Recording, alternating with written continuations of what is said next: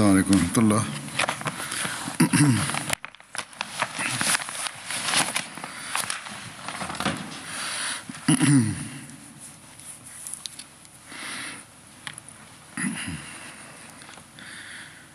اشہد ان لا الہ الا اللہ وحدہ لا شریک لہ واشہد ان محمدا عبدہ ورسولہ اما بعد فاعوذ باللہ من الشیطان الرجیم بسم اللہ الرحمن الرحیم الحمد للہ رب العالمین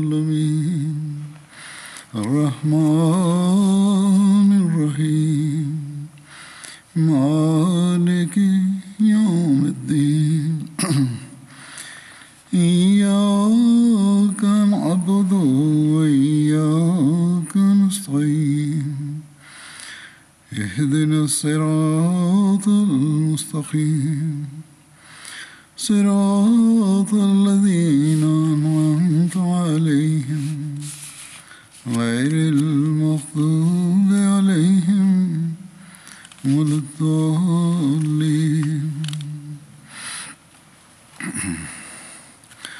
الضالین۔ حضرت علی رضی اللہ تعالیٰ عنہ کا ورنن چل رہا تھا۔ آپ نے حضرت صلی اللہ علیہ وسلم کے انتم روگ میں جو سیوا کی تھی اس کا ورنن اس پرکار ملتا ہے کہ بخاری میں روایت ہے، عبید اللہ بن عبداللہ نے ورنن کیا، انہوں نے کہا کہ حضرت عائشہ رضی اللہ تعالیٰ عنہ فرماتی تھیں کہ جب نبی صلی اللہ علیہ وسلم بیمار ہو گئے اور آپ کا روگ بڑھ گیا تو آپ نے اپنی پتنیوں سے آگیا لی کہ میرے گھر میں آپ کی دیکھ بھال کی جائے، تو آپ کو انہوں نے آگیا دے دی۔ اس پر آپ دو آدمیوں کے مدھے نکلے، آپ کے پاؤں زمین پر لکیریں ڈال رہے تھے اور آپ حضرت عباس اور ایک دوسرے آدمی کے مدھے تھے، ارتھات حضرت عائشہ کے گھر میں ہی تھے، اور وہیں سے آپ باہر آئے مسجد جانے کے لیے دو آدمیوں کا سہارا لے کر۔ عبید اللہ نے کہا کہ میں نے اس بات کا ورنن حضرت ابن عباس سے کیا جو حضرت عائشہ نے کہی تھی، تو انہوں نے کہا کیا تم جانتے ہو کون آدمی تھے جس کا حضرت عائشہ نے نام لیا تھا؟ میں نے کہا نہیں، ایک تو حضرت عباس تھے جن کا حضرت عائشہ نے نام لیا تھا، اور دوسرے آدمی تھے جس کا نام نہیں لیا تھا۔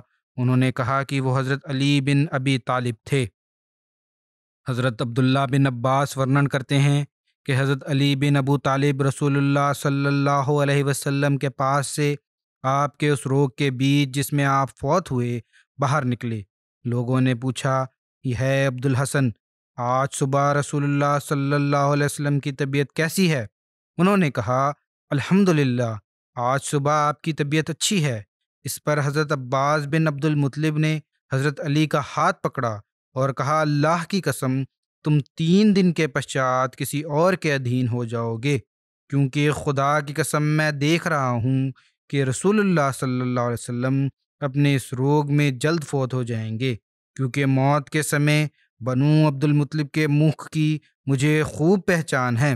آؤ ہم رسول اللہ صلی اللہ علیہ وسلم کے پاس چلیں اور آپ سے پوچھیں یہ وشے ارتھات خلافت کن میں ہوگی؟ اگر ہمارے میں ہوئی تو ہمیں گیان ہو جائے گا، اور یدی یہ ہمارے اترکت کسی اور میں ہوئی تو بھی ہم یہ بات جان لیں گے، اور آپ اس کے بارے میں ہمیں کوئی وصیت کر جائیں گے۔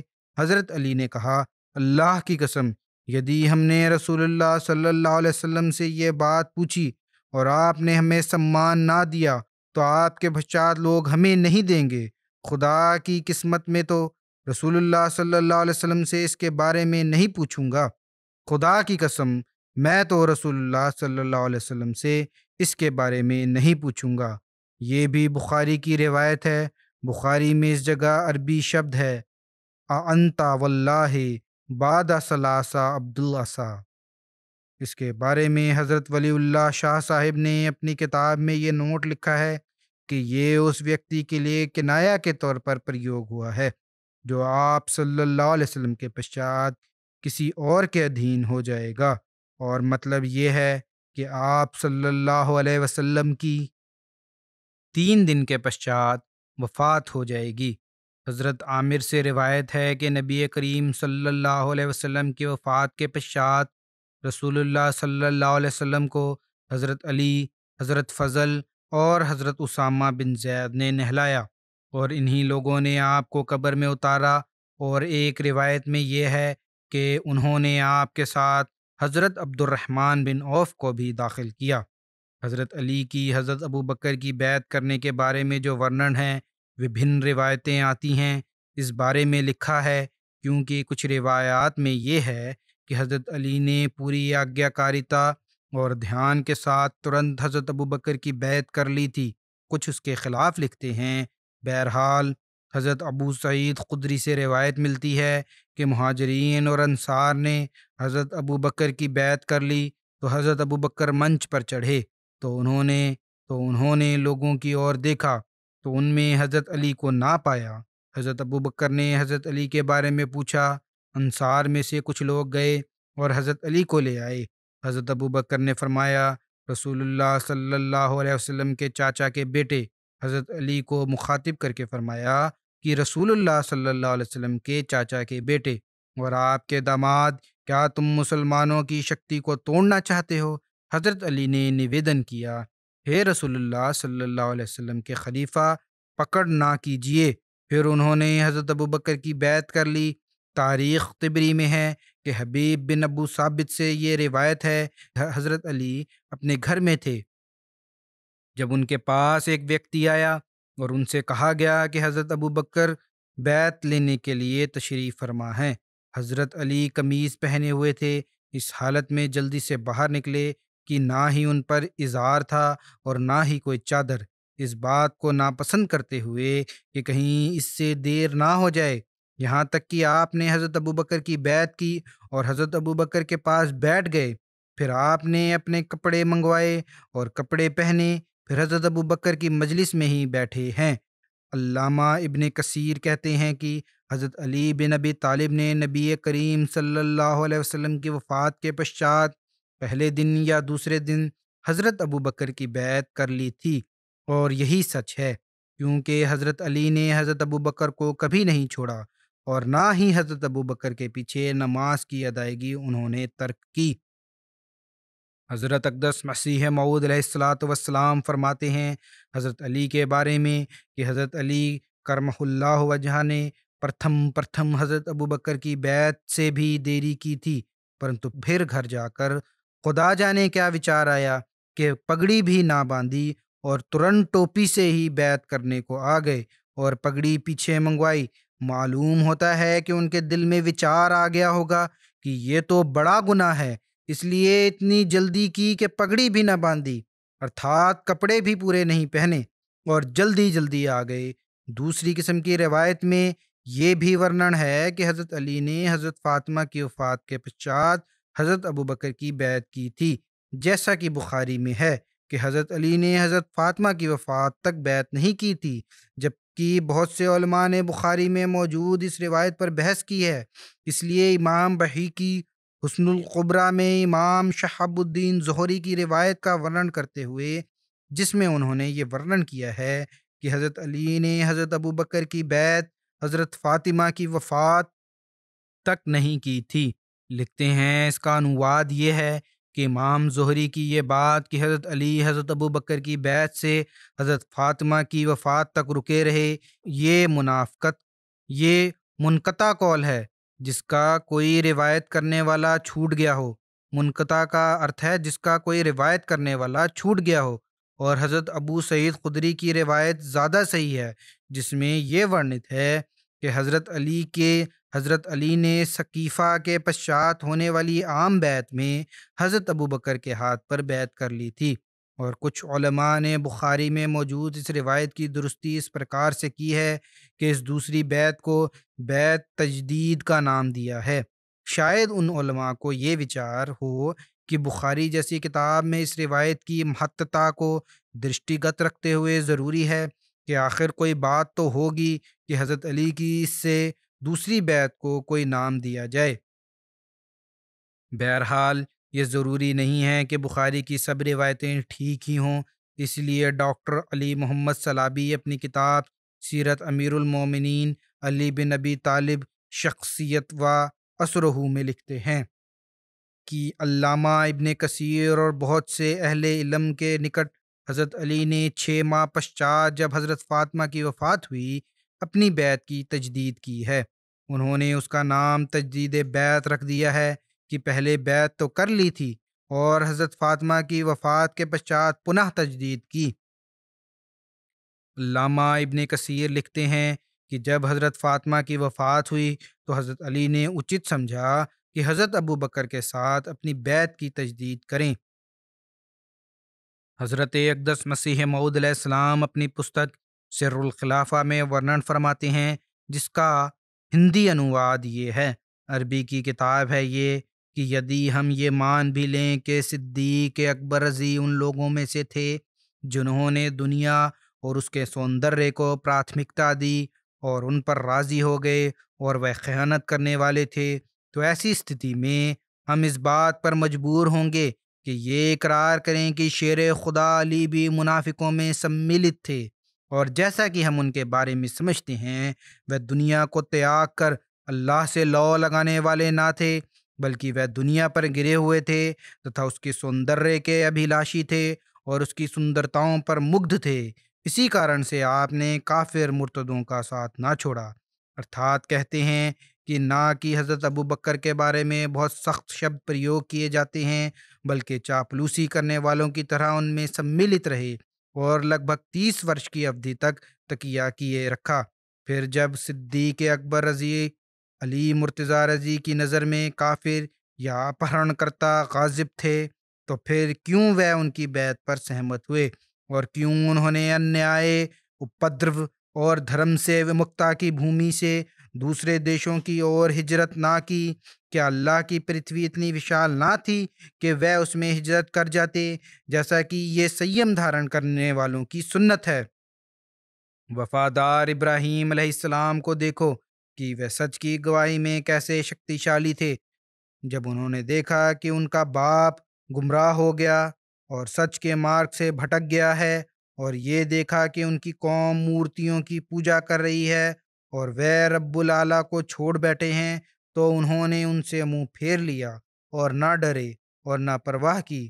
وہ آگ میں ڈالے گئے اور اپدرویوں کی اور سے کشٹ دیے گئے، پرنتو انہوں نے اپدرویوں کے بھے سے تقیہ ارتھات کسی ظلم کے ڈر سے سچ کو چھپانا نہیں کیا۔ یہ ہے نیک لوگوں کا جیون چرتر کہ وہ تلوار اور بھالوں سے نہیں ڈرتے، اور وہ تقیہ کو بڑا گناہ اور نرلجتا اور اتیاچار کی سیما سے بڑھ جانا سمجھتے ہیں۔ یدی ان میں سے غلطی کے طور پر ایک کण بھر بھی ہو جائے تو وہ شمع مانگتے ہوئے اللہ کی اور لوٹتے ہیں۔ ہمیں آشچریہ ہے کہ حضرت علی رضی اللہ نے یہ جانتے ہوئے بھی کہ صدیق رضی اور فاروق رضی اللہ کافر ہو گئے ہیں اور انہوں نے ادھیکاروں کا ہنن کیا ہے، ان کی بیعت کیسے کر لی۔ وہ لمبی آیو دونوں کے ساتھ رہے اور پورن نشکپٹتا اور شردھا پوروک ان دونوں کا انوکرن کیا، اور نہ وہ تھکے اور نہ کمزوری دکھائی اور نہ ہی کسی پرکار کی بد دلی کی ابھیویکتی کی، نہ کوئی کارن آڑے آیا اور نہ ہی آپ کے ایمانی سیم نے آپ کو اس سے روکا، باوجود اس کے کہ آپ ان لوگوں کے فساد، کفر اور دھرم سے ومکتا سے اوگت تھے، اور آپ کے تتھا عرب قوموں کے مدھے نہ کوئی بند دروازہ تھا اور نہ ہی کوئی بڑی روک، اور نہ ہی آپ قیدیوں میں سے تھے۔ آپ پر یہ آوشک تھا کہ آپ کسی دوسرے عرب شیتر اور پورب اور پشچم کے کسی اور بھاگ کی اور ہجرت کر جاتے اور لوگوں کو یدھ پر اکساتے اور خانہ بدوشوں کو لڑائی پر جوش دلاتے اور سرل ورنن شیلی سے انہیں آگیاکاری بنا لیتے تتھا پھر مرتد ہونے والے لوگوں سے یدھ کرتے۔ مسلمہ کذاب کے پاس لگ بھگ 1,00,000 خانہ بدوش اکتر ہو گئے تھے، جبکہ علی رضی اللہ تعالیٰ عنہ اس سہایتا کے ادھیکاری تھے اور اس جنگ کے لیے ادھک اچت تھے۔ پھر کیوں آپ نے دونوں کافروں کا انوکرن کیا اور ان سے پریم ویکت کیا اور سست لوگوں کی طرح بیٹھے رہے؟ اور مجاہدوں کی طرح نہ اٹھ کھڑے ہوئے؟ وہ کون سی بات تھی جس نے آپ کو سمردھی اور اتھان کے سمست لکشن ہوتے ہوئے بھی اس سے نکلنے سے روکے رکھا؟ آپ یدھ اور لڑائی تتھا سچ کے سمرتھن اور لوگوں کا اسلام کی دعوت دینے کے لیے کیوں نہ اٹھ کھڑے ہوئے؟ کیا آپ قوم کے سب سے سرس اور سبودھ اپدیشک تتھا ان لوگوں میں سے نہ تھے جو شبدوں میں جان ڈال دیتے ہیں؟ اپنی سبودھتا اور پربھاوی ورنن شیلی کے زور سے تتھا شروتاؤں کے لیے اپنے آکرشن پورن پربھاؤ سے لوگوں کو اپنے پاس اکتر کر لینا آپ کے لیے ماتر 1 گھنٹے بلکہ اس سے بھی بہت کم سمے کا کام تھا۔ جب ایک جھوٹے دجال نے لوگوں کو اکتر کر لیا تو خدا کا شیر جس کی سہایتا کرنے والا کرمٹھ رب تھا اور جو سمست لوگوں کے پرتی پالک کا پریے تھا کیوں نہ کر سکا؟ پھر بہت ادبھت ایوم آشچر جنک بات ہے کہ آپ نے کیول بیعت کرنے والوں میں سے ہونے پر بس نہیں کیا بلکہ ہر نماز شیخین ابو بکر رضی اور عمر رضی اللہ تعالیٰ عنہ کے پیچھے ادا کی اور کسی سمے بھی اس میں ولمب نہیں کیا اور نہ ہی گلہ کرنے والوں کی طرح اس سے منہ پھیرا۔ آپ ان کی شورا پرامرش سمیتی میں سملت ہوئے اور ان کے دعوے کی پشٹی کی تھا ہر معاملے میں اپنی پوری ہمت اور اپنی شمتا کے انوسار شکتی سے ان کی سہایتا کی اور پیچھے رہنے والوں میں سے نہ ہوئے۔ عطا وچار کر کہ کیا پیڑتوں اور کافر کہے جانے والوں کی یہ لکشن ہوتے ہیں، اور اس پر بھی وچار کر کہ جھوٹ اور افطرا کا گیان ہونے کے باوجود وہ جھوٹوں کا انوکرن کیوں کرتے رہے، مانو کہ سچ اور جھوٹ ان کے نکٹ ایک سمان تھے۔ کیا آپ یہ نہیں جانتے کہ جو لوگ سامرتھیوان اور شکتیمان استھت پر بھروسہ کرتے ہیں وہ ایک پل کے لیے بھی چٹوکارتا کو مہتو نہیں دیتے، چاہے وہ کتنے ہی ووش ہوں، اور وہ سچ کو نہیں چھوڑتے چاہے سچ انہیں جلا دے اور انہیں تباہی میں ڈال دے اور انہیں ٹکڑے ٹکڑے کر دے۔ عطا حضرت مسیح موعود علیہ الصلوۃ والسلام نے اسپشٹ فرما دیا کہ حضرت علی نے کبھی بھی اپنے سے پہلے خلفاء کی مخالفت نہیں کی تھی بلکہ ان کی بیعت کی، انیتھا جو باتیں تم حضرت علی کے بارے میں کہتے ہو کہ انہوں نے حضرت ابو بکر کی بیعت نہیں کی، یہ بات تو حضرت علی کے استھان کو گراتی ہے نہ کہ بڑھائے۔ تیسرے خلیفہ کے سمے میں حضرت علی کی کیا خدمت تھی، ارتھات آپ سے پہلے جو تینوں خلیفہ گزرے ہیں؟ جب رسول کریم صلی اللہ علیہ وسلم کی وفات ہوئی تو عرب کے بہت سے قبائل مرتد ہو گئے اور مدینہ میں بھی منافقین نے سر اٹھایا اور بنو حنیفہ اور یمامہ کے بہت زیادہ لوگ مسلمہ کذاب کے ساتھ مل گئے، جبکہ قبیلہ بنو اسد اور طے اور انیہ بہت سے لوگ طلحہ ازدی کے نکٹ اکٹھے ہو گئے اور اس نے بھی مسلمہ کے پرکار نبوت کا دعویٰ کر دیا۔ مصیبت بہت بڑھ گئی اور صورتحال اتیادک بگڑ گئی۔ ایسے میں جب حضرت ابو بکر نے حضرت عثمان کے لشکر کو روانہ کیا تو آپ کے پاس بہت کم لوگ رہ گئے تھے۔ اس پر بہت سے بدوؤں کا مدینہ پر قبضہ کے لیے دل للچایا اور انہوں نے مدینہ پر آکرمن کرنے کی یوجنا بنائی۔ اس پر حضرت ابو بکر صدیق نے مدینہ میں داخل ہونے والے وبھن راستوں پر مدینہ کے ارد گرد پہرے دار نردھارت کر دیے جو اپنے دوستوں کے ساتھ مدینہ کے ارد گرد پہرا دیتے ہوئے رات گزارتے تھے۔ ایک پہرے دار نگرانوں میں حضرت علی بن ابی طالب، زبیر بن عوام، طلحہ بن عبداللہ، سعد بن ابی وقاص، عبد الرحمن بن عوف اور عبداللہ بن مسعود تھے۔ ارتھات حضرت علی اس سمے بھی ایک جو فوج کا حصہ تھا جو سرکشا کے لیے نردھارت کیا گیا تھا اس کے نگران تھے۔ رسول اللہ صلی اللہ علیہ وسلم کی وفات کے بعد وفات کی جب عام خبر پھیلی تو عرب کے ادھکتر قبائل مرتد ہو گئے اور ادائیگی زکوٰۃ سے بچنے لگے۔ حضرت ابو بکر صدیق نے ان سے جنگ کرنے کا نرنے کیا۔ عروہ کا ورنن ہے کہ حضرت ابو بکر مہاجرین اور انصار کو ساتھ لے کر مدینہ سے روانہ ہوئے اور جب نجد کے بلند علاقے میں بالمقابل ایک تالاب پر پہنچے تو بدو وہاں سے اپنے بال بچوں سمیت بھاگ کھڑے ہوئے۔ اصل میں تو یہ ہے ایک اور مسلمان ہونے کا بھی دعویٰ تھا، پوری طرح مرتد بھی نہیں تھے، اور دوسری اور زکوٰۃ دینے سے بھی انکاری تھے، اس لیے جنگ کی گئی تھی۔ یہ نہیں ہے کہ مرتد ہونے کی وجہ سے ان کو سزا مل رہی تھی۔ اس پر جب وہ بھاگ کھڑے ہوئے تو اس پر لوگوں نے حضرت ابوبکر سے نویدن کیا کہ واپس مدینہ اور اپنے بچوں اور عورتوں کے پاس لوٹ چلیں اور لشکر پر کسی ویکتی کو امیر بنا دیں۔ لوگوں کے بار بار کہنے پر آپ نے حضرت خالد بن ولید کو امیر لشکر نردھارت کیا اور ان سے فرمایا کہ یدی وہ لوگ اسلام لے آئیں اور زکوٰۃ دیں تو تم میں سے جو واپس آنا چاہے ارتھات بیت میں آ جائے، اور زکوٰۃ دے تو جو واپس آنا چاہے وہ آ جائے۔ اس کے پشچات حضرت ابوبکر مدینہ لوٹ آئے۔ حضرت مصلح موعود ورنن فرماتے ہیں کہ تاریخ سے ثابت ہے کہ حضرت عمر نے اپنے زمانہ خلافت میں کچھ سر پھروں کے پیش آ جانے پر کچھ سفروں کے پیش آنے پر حضرت علی کو اپنی جگہ مدینہ کا امیر نردھارت فرمایا تھا۔ اس لیے تاریخ طبری میں لکھا ہے کہ گھٹنا جسر کے موقع پر جو مسلمانوں کی ایرانی فوج کے مقابل پر ایک پرکار کی زک اٹھانی پڑی تو حضرت عمر نے لوگوں کے مشورے سے ارادہ کیا کہ آپ خود اسلامی فوج کے ساتھ ایران کی سرحد پر تشریف لے جائیں، تو آپ نے اپنے پیچھے حضرت علی کو مدینہ کا گورنر نردھارت کیا۔ حضرت مصلح موعود ورنن فرماتے ہیں کہ سب سے بڑی اور ہولناک شکست جو اسلام کو پیش آئی وہ جنگ جسر تھی۔ ایرانیوں کے مقابلے میں مسلمانوں کا زبردست لشکر تھا۔ ایرانی سپہ سالار نے دریا پر اپنے مورچے بنائے اور ان کا انتظار کیا۔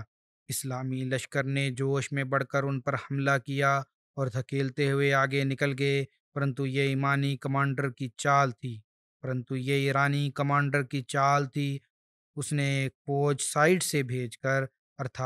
سائیڈ سے بھیج کر پل پر قبضہ کر لیا اور تازہ حملہ مسلمانوں پر کر دیا۔ مسلمان مصلحتاً پیچھے لوٹے، پرنتو دیکھا کہ پل پر دشمن کا قبضہ ہے۔ گھبرا کر دوسری اور ہوئے تو دشمن نے شدید حملہ کر دیا اور مسلمانوں کی بڑی سنکھیا دریا میں کودنے پر مجبور ہو گئی اور ہلاک بھی ہو گئی۔ مسلمانوں کا یہ نقصان ایسا خطرناک تھا کہ مدینہ تک اس سے ہل گیا۔ حضرت عمر رضی اللہ تعالیٰ عنہ نے مدینہ والوں کو جمع کیا اور فرمایا، اب مدینہ اور ایران کے مدھے کوئی روک باقی نہیں۔ مدینہ بالکل ننگا ہے اور سمبھو ہے کہ دشمن کچھ دنوں تک یہاں پہنچ جائے، اس لیے میں سوئم کمانڈر بن کر جانا چاہتا ہوں۔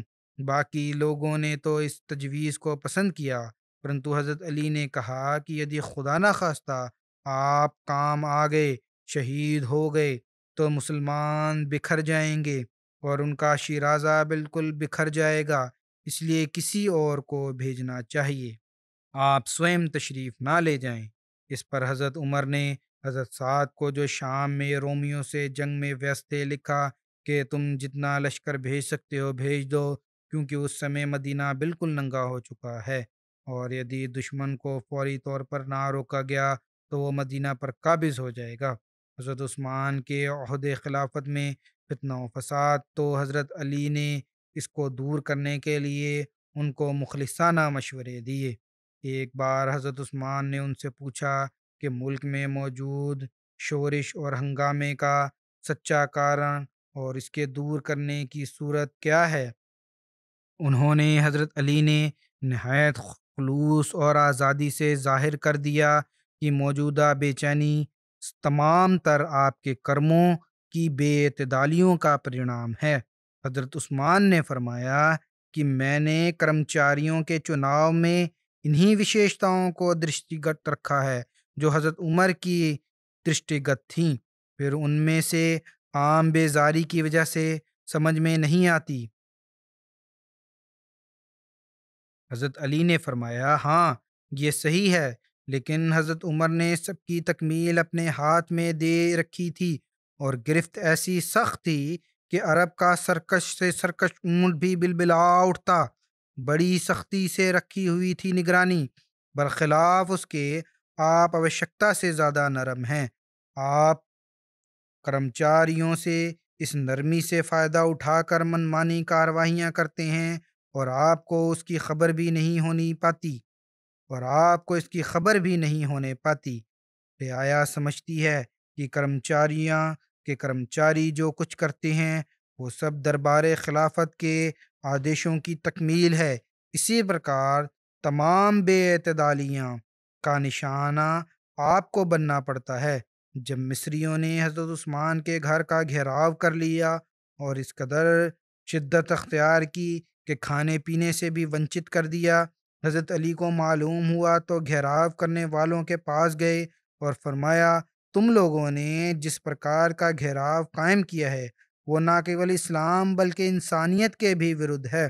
کفار بھی مسلمانوں کو قید کر لیتے تھے تو کھانے پینے سے ونچت نہیں کرتے تھے۔ اس ویکتی نے تمہارا کیا نقصان کیا ہے؟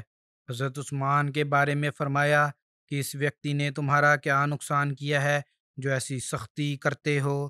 گھیراؤ کرنے والے نے حضرت علی کی سفارش کی کچھ پرواہ نہیں کی اور گھیراؤ میں سہولت پیدا کرنے سے پورنتہ انکار کر دیا۔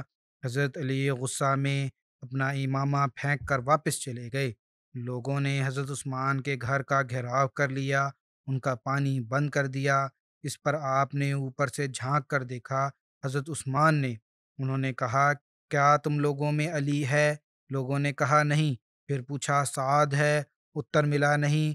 پھر کچھ دیر خاموش رہ کر انہوں نے حضرت عثمان نے کہا، کیا تم میں سے کوئی ہے جو علی سے جا کر کہے کہ وہ ہمیں پانی پلائیں؟ حضرت علی کو یہ سوچنا ملی تو انہوں نے پانی کی بھری ہوئی مشک پروال آپ کے گھر روانہ کی، پرنتو باغیوں کی روک ٹوک کے کارن سے یہ پروال حضرت عثمان کے گھر تک نہیں پہنچ رہی تھی، ان کو لے جانے نہیں دے رہے تھے، اور ان پروال کو پہنچانے کی کوشش میں بنو ہاشم اور بنو امیہ کے کئی غلام زخمی ہوئے۔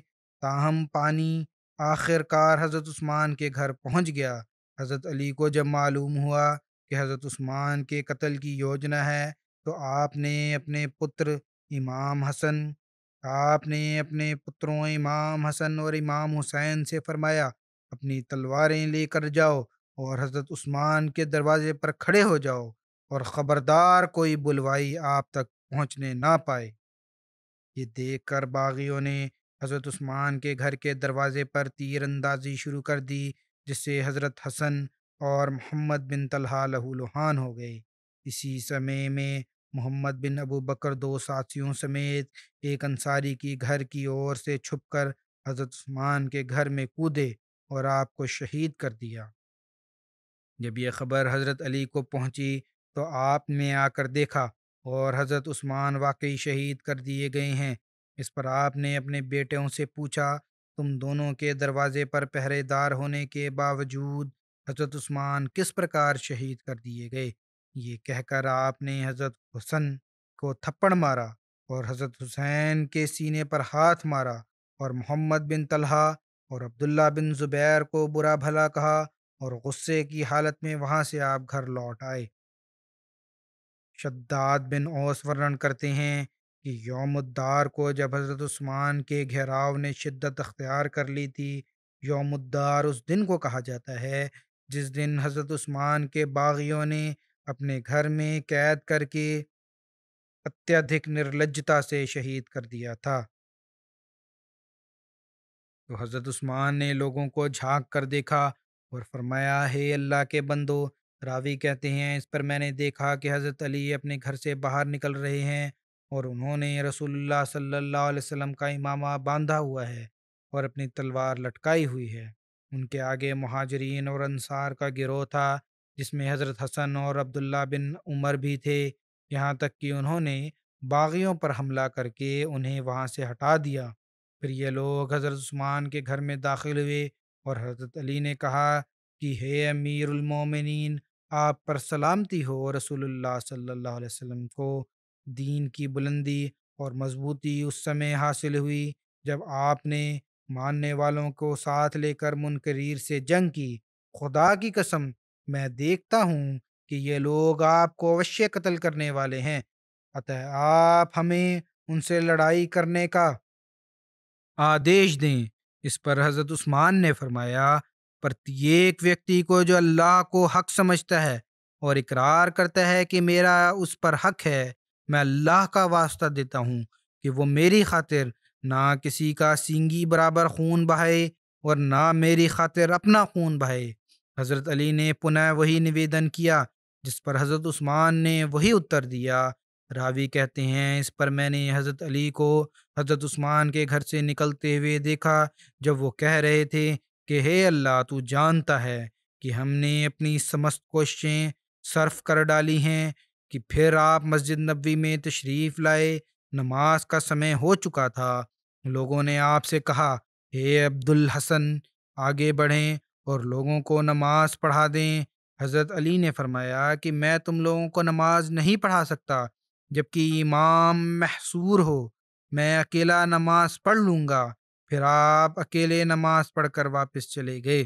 حضرت علی کا بیٹا آیا اور اس نے آپ سے کہا کہ میرا باپ خدا کی قسم مخالفین نے حضرت عثمان کے گھر پر حملہ کر دیا۔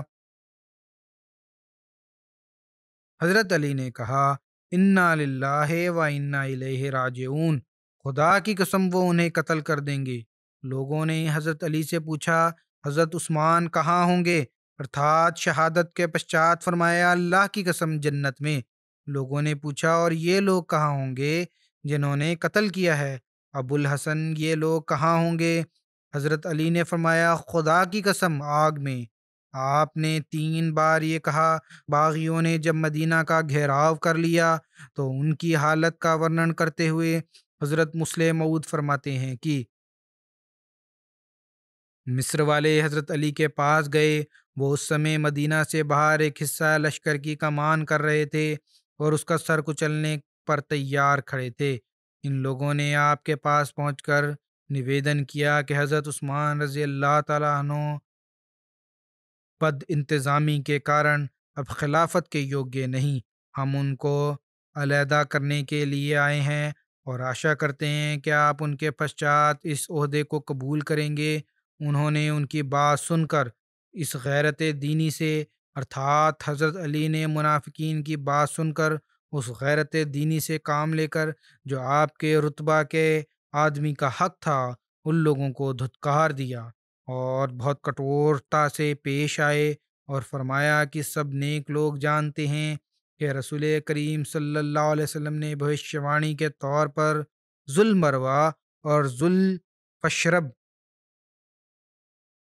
ذوالخشرب جہاں ان لوگوں کا ڈیرا تھا پر ڈیرا لگانے والے لشکروں کا ورنن فرما کر ان پر لعنت فرمائی تھی۔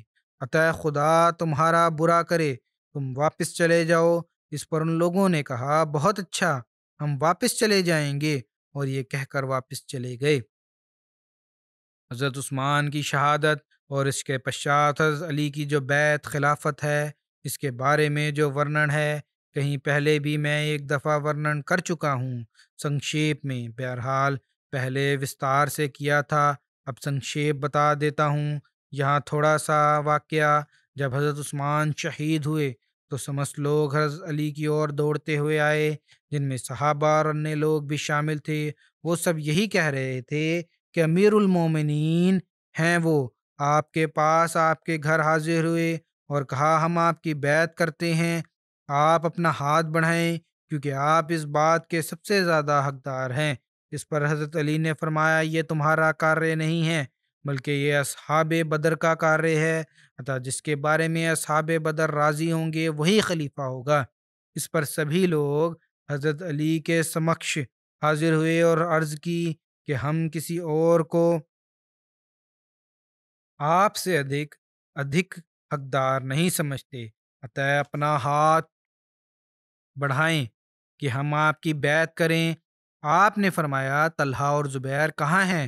پھر سب سے پہلے حضرت طلحہ نے آپ کی زبانی بیعت کی اور سب سے پہلے حضرت سعد نے آپ کے ہاتھ پر بیعت کی۔ جب حضرت علی نے یہ دیکھا تو آپ مسجد کی اور نکلے اور منچ پر چڑھے۔ حضرت طلحہ سب سے پہلے ویکتی تھے جو حضرت علی کی اور منچ پر چڑھے اور آپ کی بیعت کی۔ ان کے پشچات حضرت زبیر نے بیعت کی اور پھر باقی صحابہ نے بیعت کی۔ جو حضرت مسلم موعود رضی اللہ تعالیٰ عنہ نے حضرت عثمان کی شہادت کے پشچات جو گھٹنا کا ورنن کیا، اس میں جس پرکار آپ نے ورنن فرمایا وہ یوں ہے کہ جب حضرت عثمان کو شہید کر دیا گیا تو مفسدوں نے بیت المال کو لوٹا اور اعلان کر دیا کہ جو مقابلہ کرے گا قتل کر دیا جائے گا۔ لوگوں کو جمع نہیں ہونے دیا جاتا، کوئی اکٹھا نہیں ہو سکتا تھا۔ جس پرکار آج کل دفعہ 144 لگتی ہے، اس پرکار لگا دی تھی، اور مدینہ کا انہوں نے سخت گھیراؤ کر رکھا تھا اور کسی کو باہر نہیں نکلنے دیا جاتا تھا۔ یہاں یا کہنا چاہیے کہ کرفیو جس پرکار لگتا ہے اس پرکار لگا دیا تھا، یہاں تک کہ حضرت علی جن کی محبت کا وہ لوگ دعویٰ کرتے تھے ان کو بھی روک دیا گیا تھا۔ مدینہ میں خوب لوٹ مچائی، ادھر تو یہ حالت تھی اور ادھر انہوں نے اپنی قساوت قلبی کا یہاں تک ثبوت دیا کہ حضرت عثمان جیسے مقدس انسان کو، جن کی رسول کریم صلی اللہ علیہ وسلم نے بڑی پرشنسا کی ہے، ود کرنے کے پشچات بھی نہ چھوڑا اور لاش کو 3-4 دن تک دفن نہ کرنے دیا۔ انتتہ چند صحابہ نے مل کر رات کو چھپ کر دفن کیا۔ حضرت عثمان کے ساتھ ہی کچھ غلام بھی شہید ہوئے تھے، ان کی لاش کو دفن کرنے سے روک دیا اور کتوں کے آگے ڈال دیا۔ حضرت عثمان اور غلاموں کے ساتھ یہ سلوک کرنے کے پشچات مفسدوں نے مدینہ کے لوگوں کو، جن کے ساتھ ان کی کوئی مخالفت نہ تھی، چھٹی دے دی اور صحابہ نے وہاں سے بھاگنا شروع کر دیا۔ 5 دن اسی پرکار گزر گئے کہ مدینہ کا کوئی حاکم نہ تھا۔ مفسد اس کوشش میں لگے ہوئے تھے کہ کسی کو سوئم خلیفہ بنائیں اور جس پرکار چاہیں اس سے کرائیں، لیکن صحابہ میں سے کسی نے یہ سہن نہ کیا کہ وہ لوگ جنہوں نے حضرت عثمان کو قتل کیا ہے ان کا خلیفہ بنے۔ مفسد حضرت علی، طلحہ، زبیر کے پاس باری باری گئے اور انہیں خلیفہ بننے کے لیے کہا، پرنتو انہوں نے انکار کر دیا۔ جب انہوں نے انکار کر دیا اور مسلمان ان کی موجودگی میں اور کسی کو خلیفہ نہیں مان سکتے تھے، تو مفسدوں نے ان کے بارے میں بھی زور سے کام لینا شروع کر دیا، کیونکہ انہوں نے وچار کیا کہ یدی کوئی خلیفہ نہ بنا تو سمست انسان اسلامی دیشوں میں ہمارے ورد ایک طوفان اٹھ جائے گا۔ انہوں نے گھوشنا کر دی کہ یدی 2 دن کے اندر اندر کوئی خلیفہ بنا لیا جائے تو ٹھیک، انیتھا ہم علی، طلحہ، زبیر اور سب بڑے بڑے لوگوں کا ود کر دیں گے۔ اس پر مدینہ والوں کو بھے پیدا ہوا کہ وہ لوگ جنہوں نے حضرت عثمان کا ود کر دیا وہ ہم سے اور ہمارے بچوں اور عورتوں سے کیا کچھ نہ کریں گے۔ وہ حضرت علی کے پاس گئے اور انہیں خلیفہ بننے کے لیے کہا، پرنتو انہوں نے انکار کر دیا اور کہا کہ یدی میں خلیفہ ہوا تو سمست لوگ یہی کہیں گے کہ میں نے عثمان کا ود کرایا ہے اور یہ بوجھ مجھ سے نہیں اٹھ سکتا۔ یہی بات حضرت طلحہ اور حضرت زبیر نے کہی اور صحابہ نے بھی، جن کو خلیفہ بننے کے لیے کہا گیا تھا، انکار کر دیا۔ انتتہ سب لوگ پھر علی کے پاس گئے اور کہا، جس کا پرکار بھی ہو آپ یہ بوجھ اٹھائیں۔ انتتہ انہوں نے کہا کہ میں اس شرط پر یہ بوجھ اٹھاتا ہوں کہ سب لوگ مسجد میں اکتر ہوں اور مجھے سویکار کریں۔ اس لیے لوگ جمع ہوئے اور انہوں نے سویکار کیا، پرنتو کچھ نے اس پر انکار کر دیا کہ جب تک حضرت عثمان کے قاتلوں کو دنڈ نہ دیا جائے اس سمے ہم کسی کو خلیفہ نہیں مانیں گے، اور کچھ نے کہا جب تک باہر کے لوگوں کی رائے نہ معلوم ہو جائے کوئی خلیفہ نہیں ہونا چاہیے، پرنتو ایسے لوگوں کی سنکھیا بہت کم تھی۔ اس پرکار حضرت علی نے خلیفہ بننا سویکار کر لیا، پرنتو پرینام وہی ہوا جس کا انہیں بھے تھا۔ سمست اسلامی دیشوں نے یہ کہنا شروع کر دیا کہ علی نے عثمان کا ود کروایا ہے۔ حضرت علی کی یدی اور سمست خوبیوں، حضرت مسلم موعود فرماتے ہیں کہ حضرت علی کی یدی اور سمست خوبیوں کو اندیکھا کر دیا جائے تو میرے نکٹ ایسے خطرناک حالات میں ان کا خلافت کو سویکار کر لینا ایسی جرت اور دلیری کا کاریہ ہے جو نہایت ہی قابل تعریف تھا کہ انہوں نے اپنے سمان اور اپنی ویکتتو کی اسلام کے مقابلے میں کوئی پرواہ نہیں کی اور اتنا بڑا بوجھ اٹھا لیا۔ پھر حضرت مسلم موعود حضرت عثمان کی شہادت کے پشچات کی گھٹنا میں ایک اور استھان پر ورنن کرتے ہوئے اس پرکار فرماتے ہیں کہ 1-2 دن تو خوب لوٹ مار کا بازار گرم رہا، لیکن جب جوش ٹھنڈا ہوا تو ان باغیوں کو اپنے انجام کی فکر ہوئی اور ڈرے کہ اب کیا ہوگا، اس لیے کچھ تو یہ سمجھ کر کہ حضرت معاویہ کا زبردست آدمی ہے اور ضرور اس قتل کا بدلہ لے گا۔ حضرت معاویہ ایک زبردست آدمی ہے اور اوشیہ اس قتل کا بدلہ لے گا۔ شام کا رخ کیا اور وہاں جا کر سوئم ہی رونا دھونا شروع کر دیا کہ حضرت عثمان شہید ہو گئے اور کوئی ان کا بدلہ نہیں لیتا۔ کچھ بھاگ کر مکہ کے راستے میں حضرت زبیر اور حضرت عائشہ سے جا ملے اور کہا کہ کس قدر ظلم ہے کہ خلیفہ اسلام شہید کیا جائے اور مسلمان خاموش رہیں۔ کچھ بھاگ کر حضرت علی کے پاس پہنچے اور کہا کہ اس سمے مصیبت کا سمے ہے، اسلامی حکومت کے ٹوٹ جانے کا ڈر ہے، آپ بیعت لیں تو لوگوں کا بھے دور ہو اور امن و امان قائم ہو۔ جو صحابہ مدینہ میں اپستھت تھے انہیں بھی بالاتفاق یہی مشورہ دیا کہ اس سمے یہی اچت ہے کہ آپ اس بوجھ کو اپنے سر پر رکھیں کہ آپ کا یہ کار موجب ثواب اور اللہ تعالیٰ کی پرسنتا کے لیے ہوگا۔ جب چاروں اور سے آپ کو ووش کیا گیا تو کئی دفعہ انکار کرنے کے پشچات آپ نے ووش ہو کر اس کارے کو اپنے ذمے لیا اور بیعت لی۔ اس میں کوئی سندے نہیں کہ حضرت علی کا یہ کارے بڑی حکمت پر آدھارت تھا۔ یدی آپ اس سمے بیعت نہ لیتے تو اسلام کو اس سے بھی ادھک نقصان پہنچتا جو آپ کی اور سے حضرت معاویہ کی جنگ سے پہنچا۔ یہ حضرت مسلم موعود نے پرینام نکالا ہے۔ پھر آپ ورنن فرماتے ہیں کہ حضرت مسلم موعود کی یاد رکھنا چاہیے کہ حضرت طلحہ حضرت زبیر کے بارے میں جو یہ کہا جاتا ہے کہ انہوں نے حضرت علی رضی اللہ تعالیٰ عنہ کی بیعت، تو یہ غلط ادھارن ہے۔ جو تھا نا کہ بیعت کر لی اور آرام سے بیعت کر لی، اتنی آرام سے نہیں ہوئی تھی۔ اس کا وستار حضرت مسلم موعود اس پرکار ورنن کرتے ہیں کہ پھر بیعت کو توڑ کر حضرت عائشہ کے ساتھ چلے گئے اور ان کے ورد جنگ کی۔ اس کے بارے میں لکھتے ہیں حضرت مسلم موعود، یہ ادھارن اور تاریخ سے ناواقفیت کا ثبوت ہے، اس پرکار نہیں ہوا۔ تاریخ اس بات پر متفق طور پر شاہد ہے کہ حضرت طلحہ اور حضرت زبیر نے حضرت علی کی جو بیعت کی تھی وہ بیعت پرسنتا تتھا خوشی سے نہیں تھی، بلکہ مجبوراً ان سے بیعت لی گئی۔ اس لیے محمد اور طلحہ دو راویوں سے طبری میں یہ روایت آتی ہے کہ حضرت عثمان جب شہید ہو گئے تو لوگوں نے آپس میں مشورہ کر کے فیصلہ کیا کہ ترنت کسی کو خلیفہ نردھارت کیا جائے، شانتی قائم ہو اور اپدرو مٹے۔ آخر لوگ حضرت علی کے پاس گئے اور ان سے نویدن کیا کہ آپ ہماری بیعت لیں۔ حضرت علی نے کہا کہ یدی تم نے میری بیعت کرنی ہے تو تمہیں ہمیشہ میری آگیا کاریتا کرنی پڑے گی۔ یدی یہ بات تمہیں سویکار ہے تو میں تمہاری بیعت لینے کے لیے تیار ہوں، انیتھا کسی اور کو اپنا خلیفہ نردھارت کر لو۔ میں اس کا سدیو آگیا کاری رہوں گا اور تم سے ادھک اس کی آگیا کاریتا کروں گا جو بھی خلیفہ ہوگا۔ انہوں نے کہا کہ ہمیں آپ کی آگیا کاریتا سویکار ہے۔ حضرت علی نے فرمایا کہ پھر سوچ لو اور آپس میں وچار ومرش کر لو۔ اس لیے انہوں نے وچار ومرش سے یہ طے کیا کہ حضرت طلحہ اور حضرت زبیر یدی حضرت علی کی بیعت کر لیں تو سمست لوگ حضرت علی کی بیعت کر لیں گے، انیتھا جب تک وہ حضرت علی کی بیعت نہیں کریں گے اس سمے تک پورنتا امن قائم نہیں ہوگا۔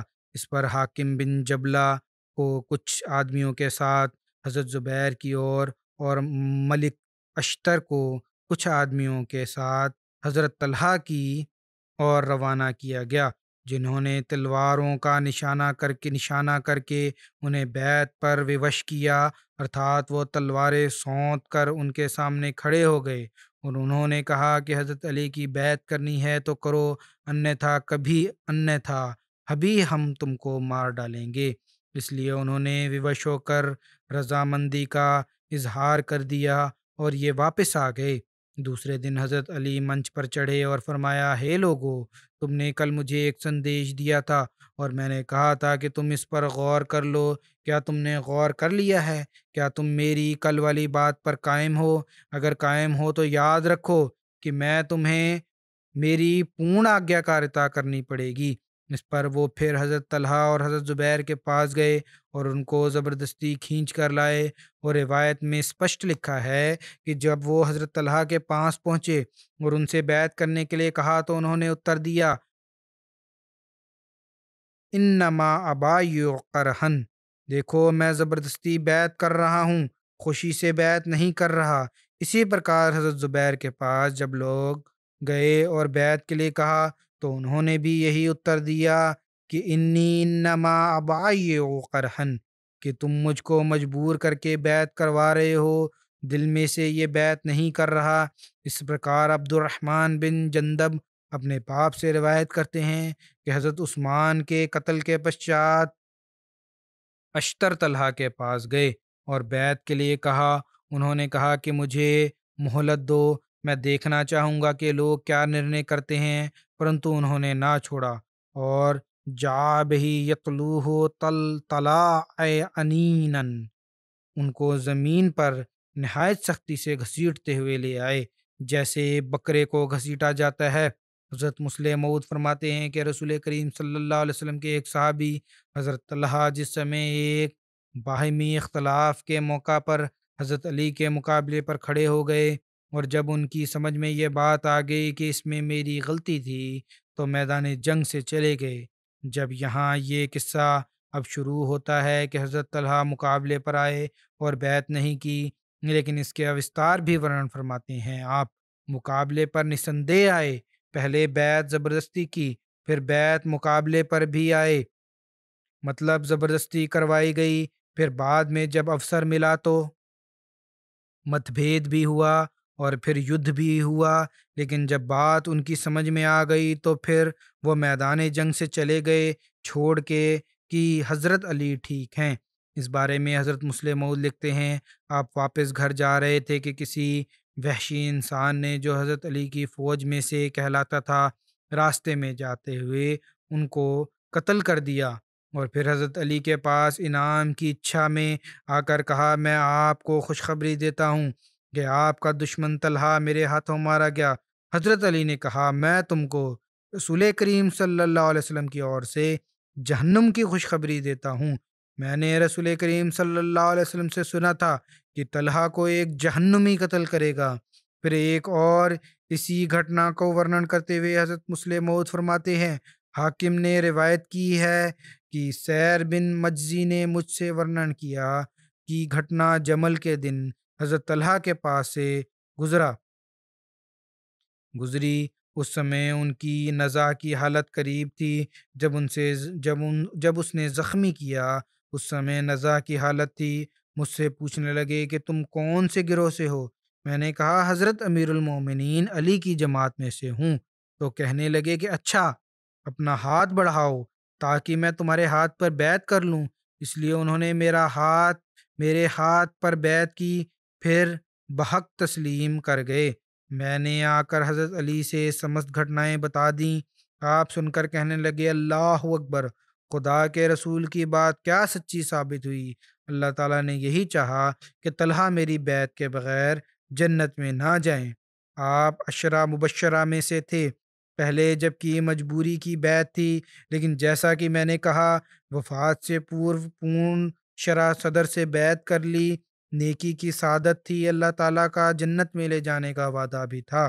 اس لیے اللہ تعالیٰ نے نہ چاہا کہ ایسا پرینام ہو کہ جب آپ خلافت کی بیعت سے باہر ہوں اور اس سمے موقع ملا اور ان کو اور خلافت کی بیعت کر لی۔ یہ واقعات ابھی چل رہے ہیں، انشاءاللہ آگے بھی ورنن کروں گا۔ آج میں پناہ الجزائر کے لیے بھی، احمدیوں کے لیے بھی اور پاکستان کے احمدیوں کے لیے بھی دعا کی تحریک کرنا چاہتا ہوں۔ اللہ تعالیٰ ان کو سرکشت رکھے۔ الجزائر میں بھی حالات کٹھور کیے جا رہے ہیں، وہاں بھی ایک سرکاری وکیل ہے، وہ بار بار مقدمے بنا رہا ہے ہمارے احمدیوں پر۔ پاکستان میں بھی اسی پرکار مشکلات میں ڈالا جا رہا ہے۔ اللہ تعالیٰ ان سب لوگوں کو جو مشکلات کھڑی کر رہے ہیں یا کسی پرکار کا ورودھ کر رہے ہیں عبرتناک نشانہ بنائے، اور ترنت ان احمدیوں کو جہاں حالات ٹھیک فرمائے، جو سختیوں سے گزر رہے ہیں ان کے لیے آسانیاں اور سہولتیں پیدا کرے۔ لیکن ساتھ ہی یہاں یہ بھی کہوں گا، پاکستان کے احمدیوں کو وشیشتا دعاؤں کی اور جس پرکار توجہ کی آوشکتا ہے اس پرکار توجہ کا بھی احساس نہیں ہے۔ طے پہلے سے بڑھ کر اور بہت بڑھ کر دعاؤں کی اور توجہ دیں۔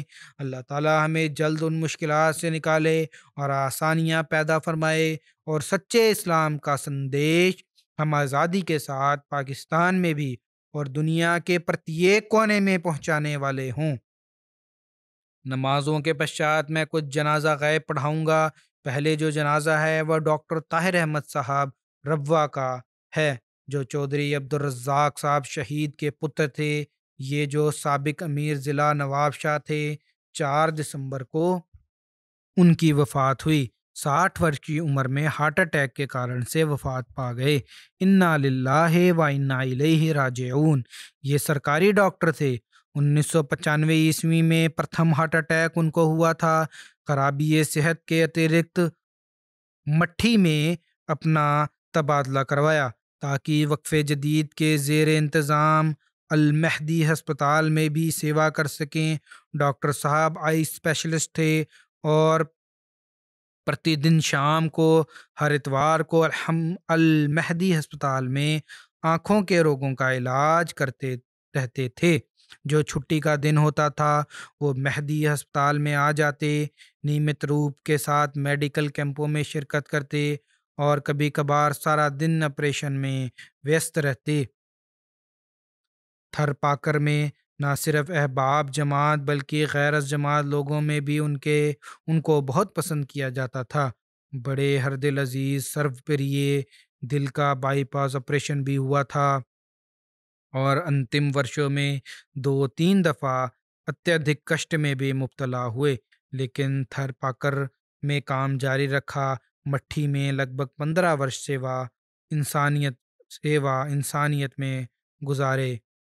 انسانیت کی سیوا میں گزارے۔ انہوں نے اتیادھک غریبوں کا خیال رکھنے والے مہمان نواز انسان تھے، خلافت اور نظام جماعت کا اتیادھک سمان کرنے والے تھے۔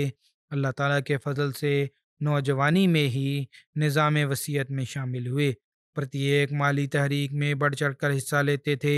اللہ تعالیٰ مرحوم سے رحم اور مغفرت کا وہوار فرمائے، درجات بلند کرے اور ان کے بچوں کو بھی ان کی نیکیوں پر چلنے کی اور ان کو قائم رکھنے کی توفیق پردان کرے۔ دوسرا جنازہ ہے حبیب اللہ مظہر صاحب ابن چودھری اللہ دتا صاحب کا۔ حبیب اللہ مظہر صاحب اسیران راہ مولا بھی رہ چکے تھے۔ 24 اکتوبر کو 75 ورش کی آیو میں ان کی مرتیو ہوئی۔ انا للہ و انا الیہ راجعون۔ ان کے پتا حضرت خلیفۃ المسیح الثانی رضی اللہ تعالیٰ عنہ کے ہاتھ پر بیعت کر کے احمدیت میں شامل ہوئے تھے۔ چودھری صاحب حبیب اللہ مظہر صاحب سرکاری وبھاگ میں وبھن پدوں میں کام کرتے رہے اور بطور ڈائریکٹر ریٹائر ہوئے تھے۔ حکومت کے ایک وبھاگ سے جماعتی خدمت آپ کی 50 ورش سے ادھک سمے پر آدھارت ہے، جن میں آپ قائد مجلس سے لے کر زعیم انصار اللہ اور وبھن جماعتی عہدیداروں اور صدر جماعت وغیرہ کی خدمت کی بھی توفیق ملی۔ توہین رسالت کے قانون 295 کے تحت سزائے موت کا پہلا مقدمہ جو کسی بھی احمدی پر درج ہوا وہ مکرم چودھری حبیب اللہ مظہر صاحب پر تھا، جو 29 اکتوبر 1991 کو تھانہ شادرہ میں درج ہوا۔ اس پرکار آپ تاریخی لحاظ سے پہلے احمدی تھے جن کو اس قانون کے ادھین اسیران راہ مولا رہ کر کشٹ برداشت کرنے کی توفیق حاصل ہوئی۔ جبکہ سیشن کورٹ نے آپ کے حق میں فیصلہ کیا، لیکن ورودھیوں کی ہائی کورٹ میں اپیل پر ہائی کورٹ کے جسٹس عبد المجید نے توہین رسالت کے اس مقدمے میں آپ کی ضمانت رد کر دی اور آپ کو سزا دلوانے کے لیے اور جو اس سمے جو بھی کوشش ہو سکتی تھی مخالفین کی، انہوں نے بڑی وسیع پیمانے پر کوشش کی۔ انگریزی میں اور اردو میں پمفلیٹ بانٹے اور بڑے غلط پرکار کے شبدوں کا پریوگ آپ کے بارے میں کیا۔ بہرحال چودھری حبیب اللہ صاحب اتیادھک بہادر اور سنتشٹ خدا تعالیٰ کی اچھا پر سنتشٹ رہتے ہوئے قید و قید و بند کے کشٹ برداشت کرتے رہے، اور پھر اللہ تعالیٰ نے ایسے سامان پیدا فرمائے کہ کچھ ہی مہینوں میں آپ کی رہائی کے سامان بھی پیدا کر دیے۔ آپ بلا ناغہ تہجد اور 5 وقت نمازوں کے پابند تھے۔ انتم دم تک بچوں کو نماز پر قائم رہنے کی تلقین کرتے رہتے تھے۔ نہایت ملنسار، دکھ بانٹنے والے، وبھن خلافت کے شودائی، ونمر خلافت کے شودائی اور عاشق صادق تھے۔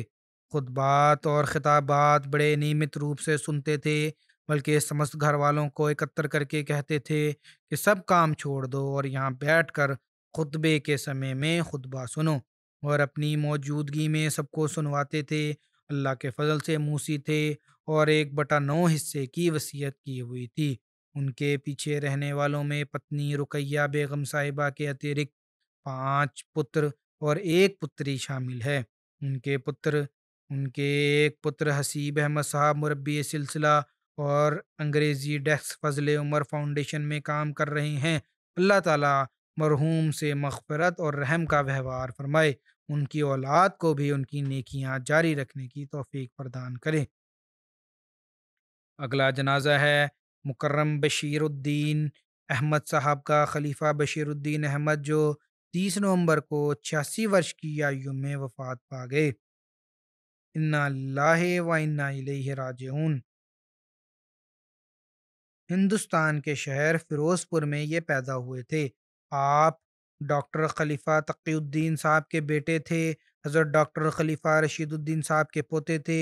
ڈاکٹر خلیفہ رشید الدین صاحب حضرت ام ناصر حرم تھیں، جو حضرت خلیفۃ المسیح الثانی کی پہلی پتنی ان کے والد تھے۔ حضرت خلیفہ رشید الدین صاحب کے بارے میں حضرت مسیح موعود علیہ السلام نے ان کی مالی قربانیوں کے بارے میں بڑی پرشنسنیہ شبدوں میں کہا ہے۔ بہرحال یہ ان کے ونش میں سے تھے، جماعتی کاریوں میں بھی حصہ لیتے تھے، غیر احمدیوں کو اپنے گھر بلا کر تبلیغ کرتے تھے۔ 1998 میں سویڈن واپس چلے گئے، جہاں انہوں نے وبھن جگہوں میں رہتے ہوئے پھر سویڈن رہتے چلے گئے۔ 1999 میں ان کو دل کا دورہ ہوا، پھر صحت یاب ہوئے، پھر مسجد کی سرگرمیوں میں ویست رہے، تبلیغ کے سیکرٹری بھی رہے۔ پرتیک ورش یہاں جلسے پر UK میں آتے تھے، اپنی پتنی کے ساتھ، بچوں کے ساتھ۔ پیچھے رہنے والوں میں پتنی کے اترکت 3 پتریاں اور 2 پتر شامل ہیں۔ آپ کی پتنی ایک انگریز تھی، عیسائیوں سے احمدی ہوئی تھی، لیکن اتیادھک حیادار لباس پہننے والی اور پردے کی پابند تھی۔ اتیادھک سادگی سے زندگی گزارنے والی ہیں۔ دین کا علم حاصل کرنے کا شوق بھی ہے ان کو، اور اس پر عمل کرنے کی پوری کوشش بھی کرتی ہیں۔ اللہ تعالیٰ ان کے ایمان اور ایقان کو بھی ترقی دے، اور ان کی اولاد کو بھی ان کی نیکیوں پر چلنے کی توفیق عطا فرمائے۔ اللہ تعالیٰ مرحوم سے رحم اور مغفرت کا سلوک فرمائے۔ اگلا جنازہ ہے محترم امینہ احمد صاحبہ کا، جو رفیع الدین احمد صاحب خلیفہ رفیع الدین احمد صاحب کی پتنی تھیں۔ 19 اکتوبر کو وفات پا گئیں۔ انا للہ و انا الیہ راجعون۔ گیانا سے ان کا سمبند تھا۔ 1940 میں ان کی پیدائش ہوئی تھی۔ گیانا کے پرسدھ مسلم کاروباری گھرانے میں۔ لندن میں اپنے طالب علمی کے زمانے میں انہوں نے احمدیت سویکار کی، اور اسی بیچ پھر اپنی شادی RD احمد صاحب مرحوم سے ہوئی، جو ڈاکٹر خلیفہ تقی الدین کے پتر تھے۔ حضرت خلیفہ رشید الدین صاحب کی نسل میں سے تھے۔ مرحومہ ایک ہمدرد اور لوگوں کی دیکھ بھال کرنے والی اور مہمان نواز مہیلا تھیں۔ نمازوں کی پابند تھی۔ آپ کو ہمیشہ اپنی نمازوں کی فکر رہتی تھی۔ طبیعت ناساز ہونے کے باوجود تہجد پڑھا کرتی تھیں۔ قرآن کریم کی تلاوت نیمت روپ سے کرتی تھیں۔ خرابی صحت اور کینسر کے باوجود اپنے برطانیہ میں لگ بھگ ہر جلسہ میں شامل ہوئیں۔ دعاؤں پر پکا یقین تھا۔ خلافت سے اخلاص اور وفا کا سمبند تھا۔ ہمیشہ جب بھی مجھ سے ملتی تھیں، وشیشتا بڑے ونمرتا سے ملتی تھیں، بڑی دعاؤں کے لیے کہتی تھی۔ اللہ تعالیٰ ان سے مغفرت اور رحم کا سلوک فرمائے، اور ان کی اولاد کو بھی جماعت سے مضبوط سمبند قائم رکھنے کی توفیق پردان فرمائے۔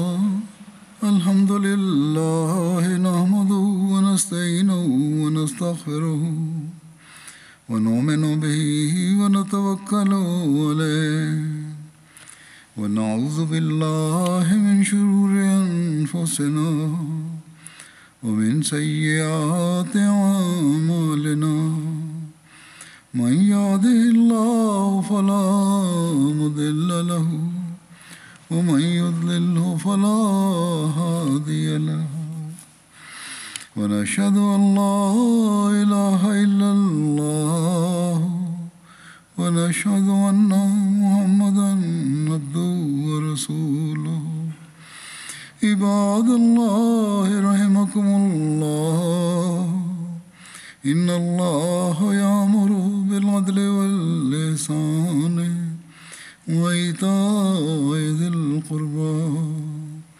وينهى عن الفحشاء والمنكر والبغي يعظكم لعلكم تذكرون اذكروا الله يذكركم وادعوه يستجب لكم ولذكر الله